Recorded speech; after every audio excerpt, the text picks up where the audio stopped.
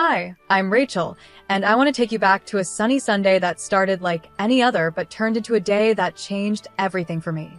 It was one of those days you don't expect to stand out but ends up staying with you forever. As I pulled up to my brother James's house, a wave of mixed emotions washed over me. I was excited to see everyone, but there was a bit of nervousness too.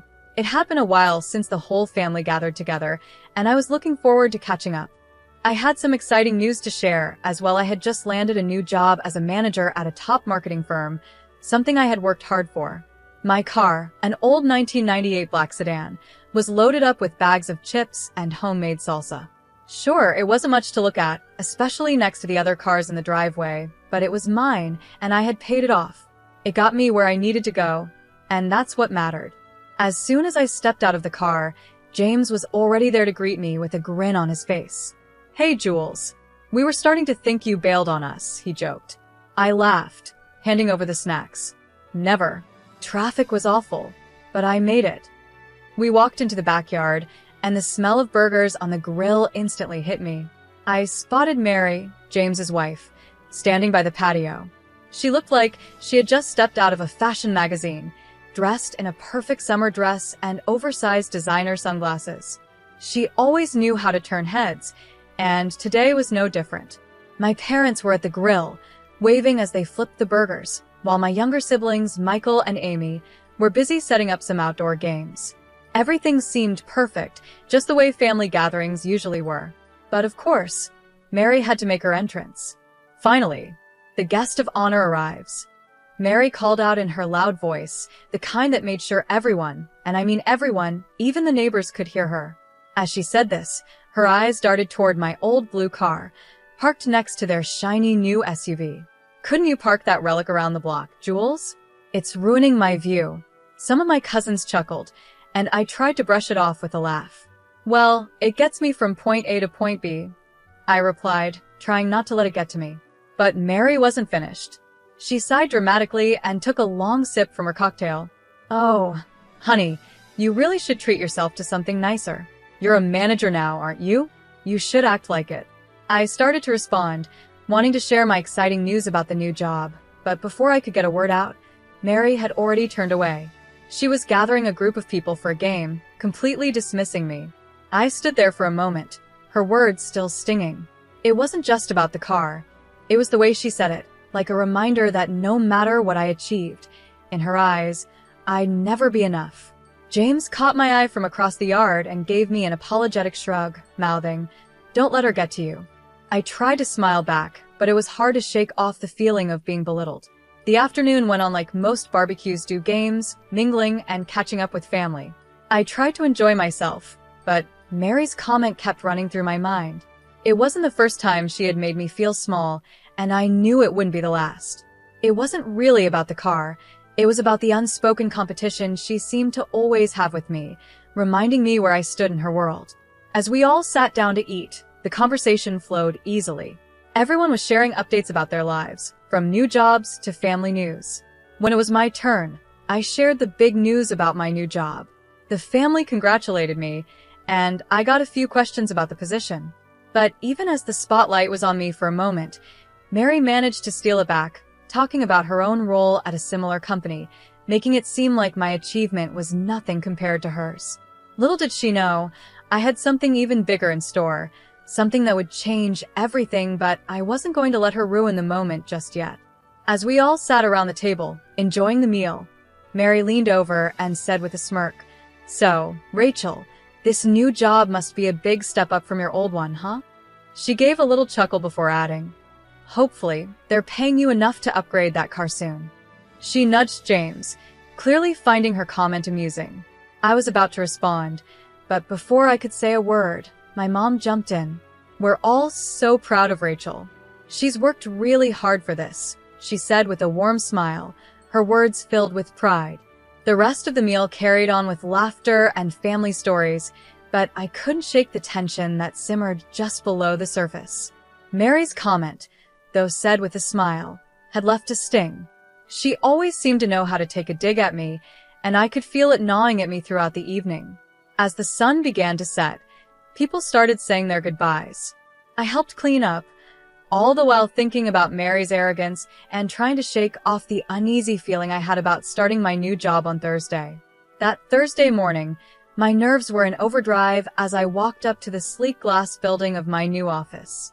First days are always nerve-wracking, but this was on another level. I wasn't just starting a new job.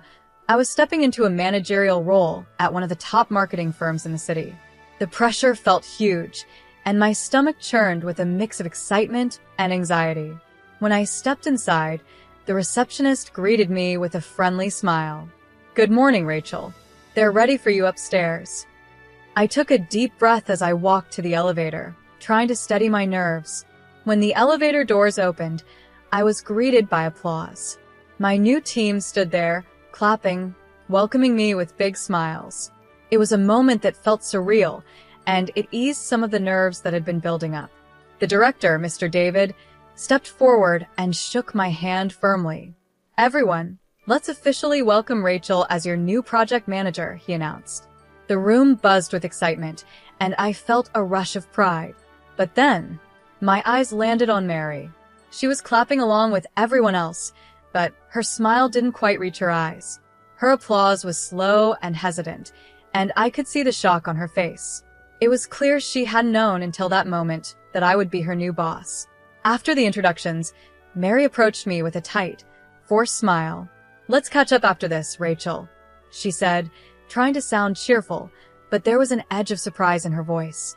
"Sure, let's do that," I replied, keeping my voice calm and composed, though inside, my emotions were swirling. I couldn't help but feel a bit of satisfaction seeing Mary in this position after her comments at the barbecue. Once the meeting ended and people returned to their desks, Mary lingered. She walked toward me, her usual confidence clearly shaken. "Rachel, about the barbecue, I hope there are no hard feelings," she said, her voice much softer than usual. It was a far cry from the bold, smug Mary the first was used to. I looked at her, keeping my expression professional. "Mary, let's keep our focus on work.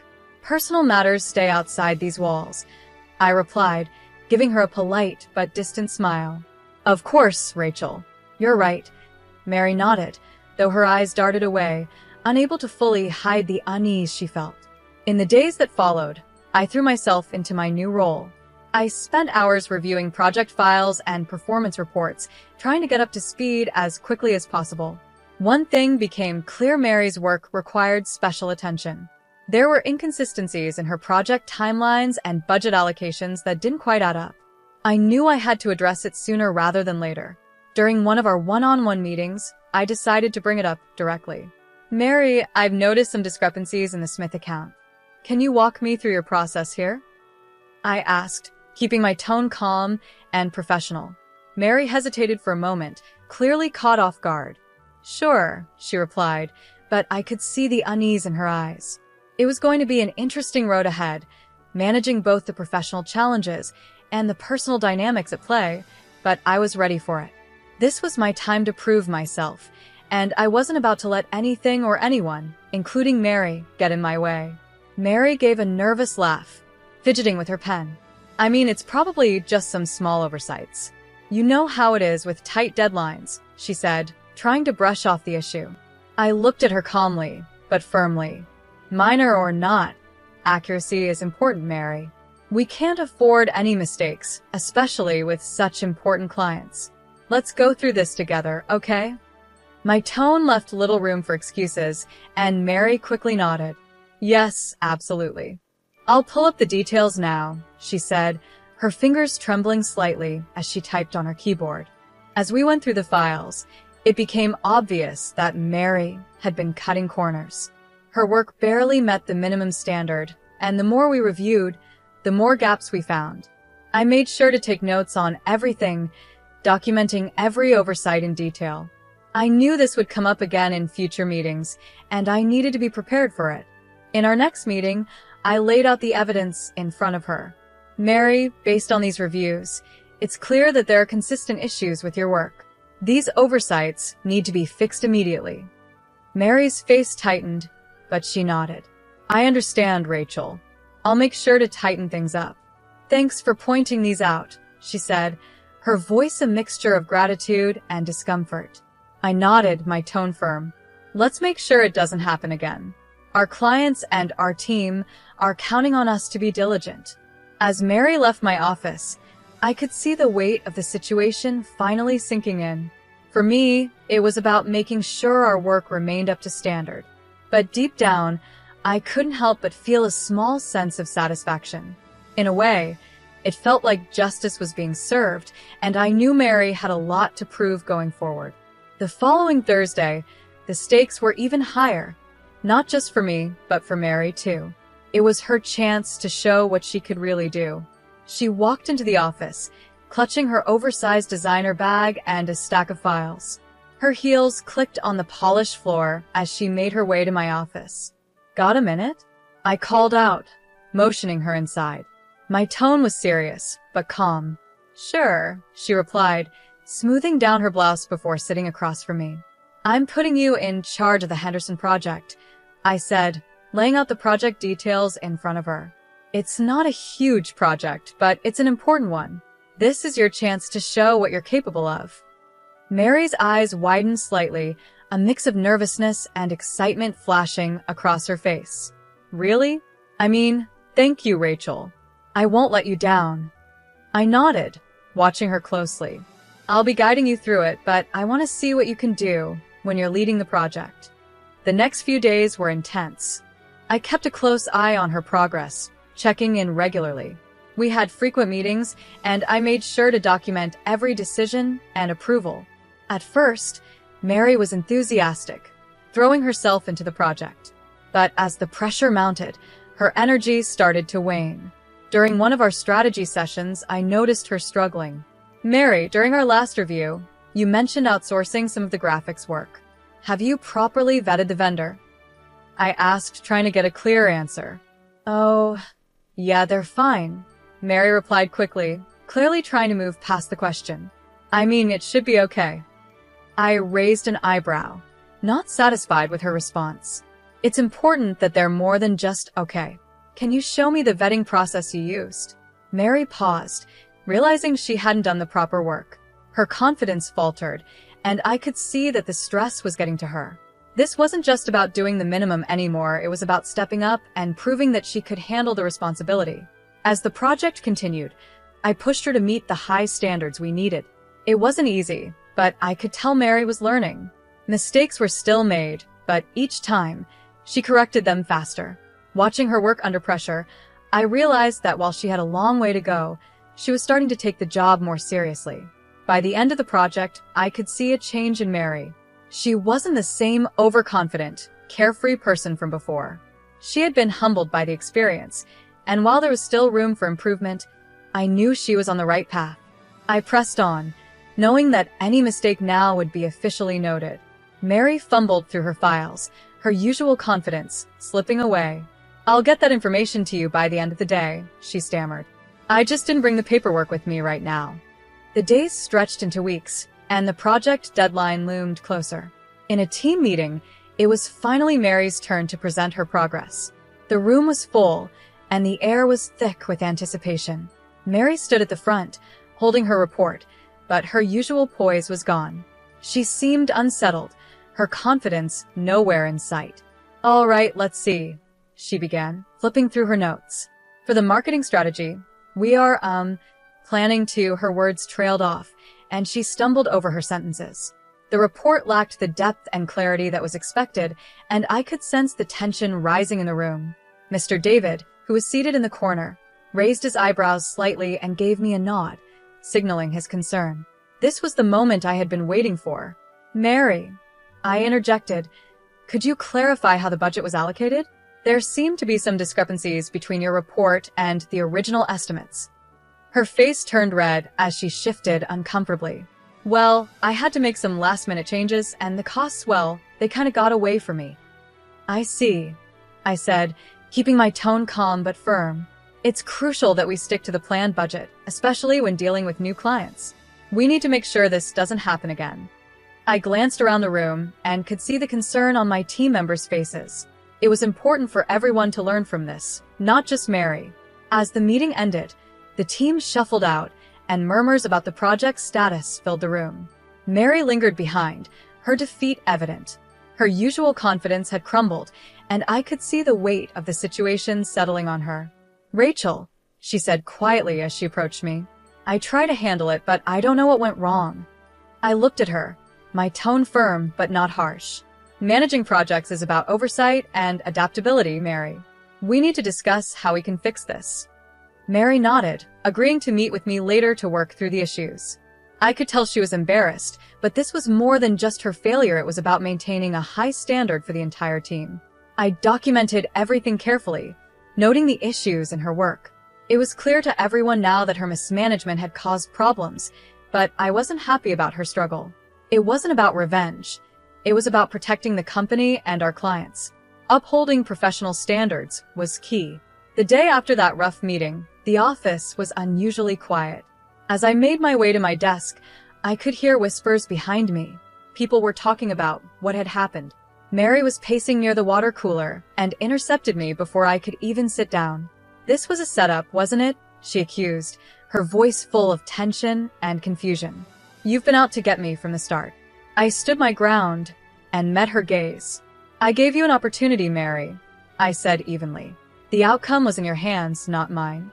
Mary looked frustrated, her anger barely contained. I understood that she was upset, but her accusation wasn't fair. She had been given every chance to succeed, and the decisions she made were her own. I wasn't here to sabotage her. I was here to make sure the job was done right. She paused for a moment, her face softening as the reality of the situation sank in. "I didn't mean for things to go this way," she muttered, her voice quieter now. "I know," I replied, "but this is about more than just one project. It's about learning from mistakes and improving. We can't afford to let this happen again." Mary nodded, finally understanding the gravity of the situation. She had to take responsibility for her actions, and I hoped this would be a turning point for her. This wasn't about tearing her down, it was about making sure she grew from the experience. We all had to be accountable, and I knew that if she took this lesson to heart, she could turn things around. I stayed calm and measured, even as Mary's tone grew more emotional. "But you just watched me fail," she said, her voice shaking with desperation. "You could have helped more. You could have guided me." "Helping is one thing," I replied, "but doing your job for you is another. We all have to meet the company's standards. Unfortunately, your work didn't meet those expectations." She scoffed, throwing her hands up in frustration. "So, that's it? You're just going to watch me go down?" "It's not about watching you fail, Mary. I document everyone's performance. It's my job, and it's not personal," I said, trying to stay firm yet professional. Later that afternoon, Mr. David called both of us into his office. The tension in the air was thick as Mary and I sat across from him. He laid out the papers I had prepared: mismanaged budgets, unvetted vendors, and timeline issues. "After reviewing the evidence and considering Rachel's observations, we've decided it's best for the company that we part ways with you, Mary," Mr. David said firmly. Mary's face went pale. The fire in her eyes faded as the reality of the decision settled in. "I understand," she whispered, her voice barely audible. The news of Mary's termination spread quickly. At the next family gathering, the atmosphere felt a little strange. My brother James approached me while I was pouring myself some coffee.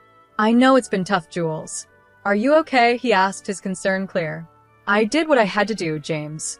It wasn't about revenge, it was about integrity," I said, feeling the weight of the situation. He nodded and gave me a reassuring pat on the shoulder. "I know, sis. And I think deep down, everyone else knows it too." Our parents, ever supportive, didn't bring up Mary's absence. Instead, they focused on keeping the family together, making the night feel lighter as it went on. The laughter and conversation slowly helped ease the tension that had been there earlier. Later, as I drove home, the familiar hum of my old car gave me time to reflect. Watching the streetlights blur past, I thought about everything that had happened. My job demanded tough choices, ones that affected not just me but those around me. While I hadn't set out to hurt Mary personally, I knew my role was to uphold professional standards. That meant making difficult decisions, even when it involved family. Though the weight of those choices felt heavy, I drove on, confident that I had done my job with fairness and integrity. The road ahead felt clearer, guided by the principles I believed in most. And that wraps up our story. What do you think? Was Rachel right in how she handled the situation with Mary? Should she have been more supportive, or did she do the right thing by sticking to her professional duties? Let us know your thoughts in the comments below, and don't forget to like and subscribe for more stories like this.